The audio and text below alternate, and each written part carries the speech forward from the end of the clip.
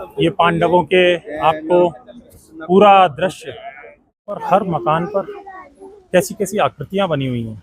ये सारी चीजें आपको यहाँ देखने के लिए आना पड़ता है माड़ा गांव।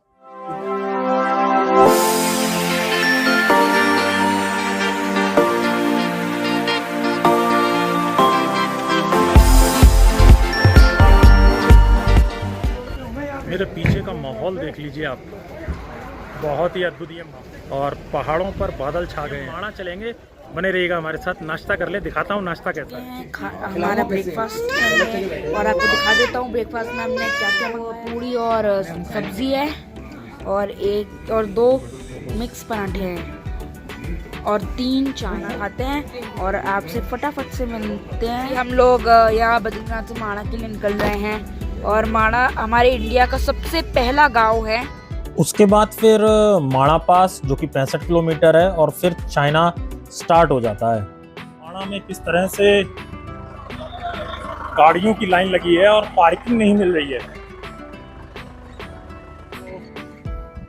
आपको पार्किंग की बहुत दिक्कत होती है और जो लोग हेमकुंड साहिब आते हैं वो माड़ा भी आते हैं। आप माड़ा पास भी जा सकते हैं जो 65 किलोमीटर आगे। उसके लिए पहले से आपको एक पास बनवाना पड़ता है। तो जैसे ही हम देखिए इस बोर्ड के अंदर घुसेंगे हम पहुंच जाएंगे माड़ा पे। और ये देखिए क्या लिखा हुआ है बोर्ड पे। हम जा रहे हैं भारत की पहली चाय की दुकान पर। Yes, first India village. चलिए अब हम चलते हैं माड़ा के अंदर। तो आप देख सकते हैं यहाँ पे कितना सुंदर व्यू आ रहा है यहाँ से पहाड़ों पे से। और यहाँ पे अभी धूप है तो इसलिए यहाँ पे ज्यादा गर्मी, यहाँ पे बहुत गर्मी भी हो रखी है। पर रात को अगर यहाँ पे बारिश पड़ती है तो यहाँ पे जो ठंड होती है उसका क्या बताऊँ मैं। एंड आपको शायद नदी नहीं दिख रही होगी, मैं आपको दिखाने की कोशिश करता हूँ, पता नहीं, बट ये नदी अलकनंदा ही है। तो और वहाँ देख सकते हैं आप कितने सुंदर बर्फ के पहाड़ हैं, बहुत ही खूबसूरत। और मैंने ये देखा कि यहाँ पे जिस भी पहाड़ को बादल कवर कर लेते हैं उस पर अगले दिन बर्फ ही मिलती है ऑब्वियस। तो चलिए अभी मिलते हैं माड़ा में। और खूबसूरत माड़ा के नज़ारे देख लीजिए आप। ये माड़ा है, भारत का पहला गांव। दूर वो बहता हुआ झरना भी दिखाई दे रहा होगा आपको, बहुत ही माड़ा में मैं जहाँ भी नजर घुमा रहा हूँ खूबसूरती एक अलग ही चरम पर है, मानो प्रकृति को बनाया हुआ है यहाँ। और देखिए सामने लिखा हुआ है फर्स्ट इंडियन विलेज माड़ा। देखिए इस गेट से हमको अंदर जाना पड़ता है। भारत का पहला गांव है माड़ा। और नज़ारे देखिए आप माड़ा के 360 व्यू, बहुत ही खूबसूरत ये नज़ारे हैं। देखिए ये सामने माड़ा का द्वार आ जाता है। अभी 2 किलोमीटर पहले पार्किंग है, लेकिन आप चाहें तो आगे भी कर सकते हैं अगर सुबह जल्दी आए। जब आप माड़ा में आते हैं तो इस तरीके की भीड़ मिलती है आपको। साइड में आपको देखने को पूरी शॉपिंग वगैरह के लिए दुकान, यहाँ के हैंडमेड जो कपड़े हैं वो दिख जाएंगे आपको। आज से 3 साल पहले जब मैं माड़ा आया था तो माड़ा में इतना कंस्ट्रक्शन नहीं हुआ था और एक नेचुरल ब्यूटी थी, लेकिन आज मुझे ऐसा लग रहा है जैसे यहाँ पर भी शहरों की तरह कंक्रीट जंगल खड़े कर दिए गए हैं। देखिए यहाँ पर भी एक बद्रीनाथ का मंदिर है छोटा सा, जहाँ आप चाहें तो दर्शन कर सकते हैं। जैसे ही आप थोड़ा आगे बढ़ते हैं तो माड़ा की तंग संकरी गलियों में से आपको वो जो यहाँ के हैंडीक्राफ्ट होते हैं, जो महिलाएं और बच्चे बनाते हैं अपने हाथों से, एक स्पेशल वूल से जो कपड़े होते हैं, वो आपको उसकी पूरी मार्केट दिखाई देती है। तो आप जब भी माड़ा आएँ तो मेरा ये आपसे अनुरोध है कि कुछ ना कुछ यहाँ से परचेज करके ज़रूर ले जाएं, चाहे वो सोविनियर की तरह ले जाएं, चाहे तो वो डेली यूज़ की तरह ले जाएं। लेकिन अगर आप यहाँ आएँ तो यहाँ से कुछ ना कुछ परचेज करके ज़रूर ले जाना चाहिए। मुझे ये मार्केट बहुत अच्छी लगी। पहले जो शांति थी वो तो अब माड़ा में नहीं रही, ये तो पक्का है, क्योंकि जब भी माड़ा की बात आती है तो शांति और खूबसूरती दिमाग में आती है। अब हम आगे चल रहे हैं।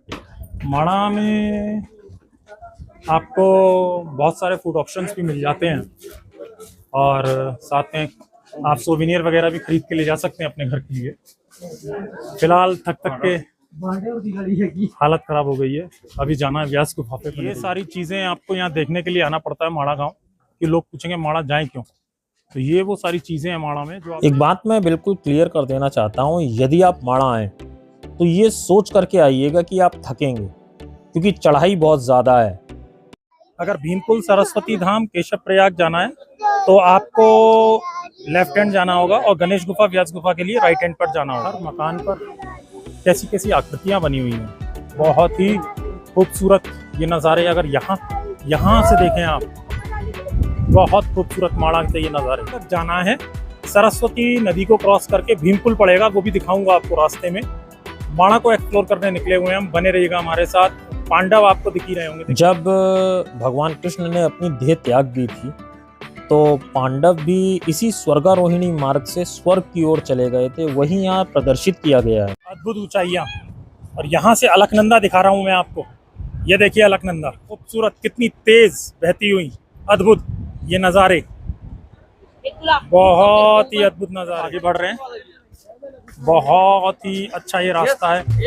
हमारे साथ ये जो दो छोटे बच्चे हैं इस रास्ते का पूरा आनंद लेते चले जा रहे हैं। रास्ते पे आगे चलते चलते हम पहुंच गए हैं अपने मुख्य पड़ाव पर, जिसका नाम है सरस्वती मंदिर।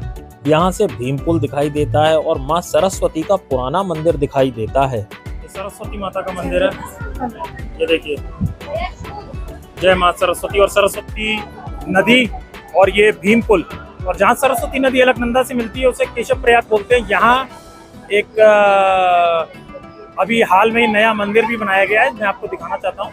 ये देखिए, इस गवर्नमेंट ने कितना जबरदस्त डेवलपमेंट किया है। जहाँ सरस्वती मंदिर पहला मैंने आपको दिखाया था, और अब देखिए नया सरस्वती मंदिर भीमकुल पर बना दिया गया। बहुत ही खूबसूरत, क्या दृश्य है। जैसे ही सरस्वती मंदिर से आप आगे चलते हैं तो आपको सरस्वती नदी पहाड़ के बीच में से होती हुई बहती दिखाई देती है। ये बहुत ही विहंगम दृश्य है। रास्ते पे चल रहे हैं, इसे बोलते हैं स्वर्गारोहिणी मार्ग। यहीं से पांडव चल के स्वर्ग की तरफ गए थे, और सतोपंथ ग्लेशियर के लिए भी, जहाँ से अलकनंदा रिवर निकल रही है, यही रास्ता है। बने रहिए साथ में। पांडवों के स्कल्पचर्स भी यहाँ पर बनाए गए हैं। पांडव इसी रास्ते से गए थे स्वर्ग के लिए, और पांचों पांडवों के यहाँ पर ये पांडवों के आपको स्कल्पचर्स दिखाई दे रहे हैं। आइए, और बातों ही बातों में हम लोग पहुंच गए हैं भारत की पहली चाय की दुकान पर। देखिए, अंदर से मैं एक बार आपको ये चाय की दुकान दिखा देना चाह रहा हूँ। ये केवल 4 से 5 महीने खुलती है, क्योंकि फिर यहाँ बर्फ पड़ जाती है और सेना यहाँ पर रहती है। हमने इनके जो मालिक हैं विजय प्रताप, उनसे भी बात करी।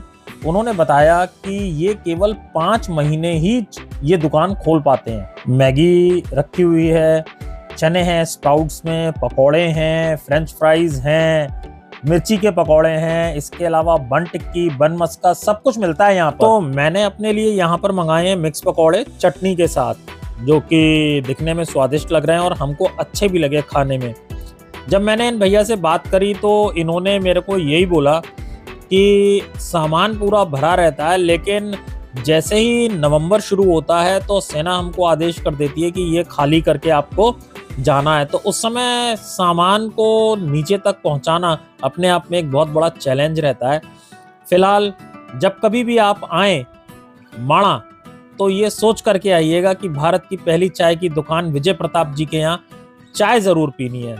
मैंने यहाँ चाय पी, पकौड़े खाए और बड़े मजे किए। जब आप अपने संगी साथियों के साथ टेबल पर बैठते हैं और भारत के झंडे के नीचे खड़े होकर के फोटो खिंचाते हैं तो एक अलग ही अनुभव आता है। और यहाँ पर बैठ करके चाय पीना, नाश्ता करना अपने आप में एक अलग ही अनुभव आपको प्रदान करता है। और खूबसूरती तो ऐसा लगता है जैसे मानो आप आंखों में समा लें। एक और बात कहना चाहूँगा कि जिस किसी को भी यहाँ से एक स्पेशल वाटरफॉल होता है जिसका नाम है वसुधरा फॉल्स, अगर जाना है तो वो यहाँ से जा सकता है। मैंने तो भैया एक चाय के साथ मैगी और मंगा ली है। अब मैं और मेरे परिवार वाले मैगी और फिनिश करेंगे। वसुधरा फॉल्स यहाँ से 3 किलोमीटर आगे है। अगर आप चाहें तो ट्रैक करके जा सकते हैं। हाँ, लेकिन ये ध्यान रखिएगा तुरंत वापस आना पड़ता है 5 बजे से पहले। बहुत खूबसूरत, देखिए हेलीकॉप्टर कैसे उड़ता हुआ जा रहा है, कितना खूबसूरत है। इस ब्लॉग का एंड में यहीं पर करूंगा। जो लोग चैनल पर नए हैं चैनल को सब्सक्राइब कर लीजिए। माणा कैसा लगा हमें बताइएगा। छोड़ जाएंगे माणा के साथ कुछ यादें जो हमने अपनी बनाई हैं उनके साथ आपको। प्लीज लाइक करके वीडियो को शेयर कर दीजिएगा। आप सभी ने बहुत अच्छा साथ निभाया, चैनल को प्यार देने के लिए धन्यवाद, साथ निभाने के लिए धन्यवाद। जय हिंद, जय भारत।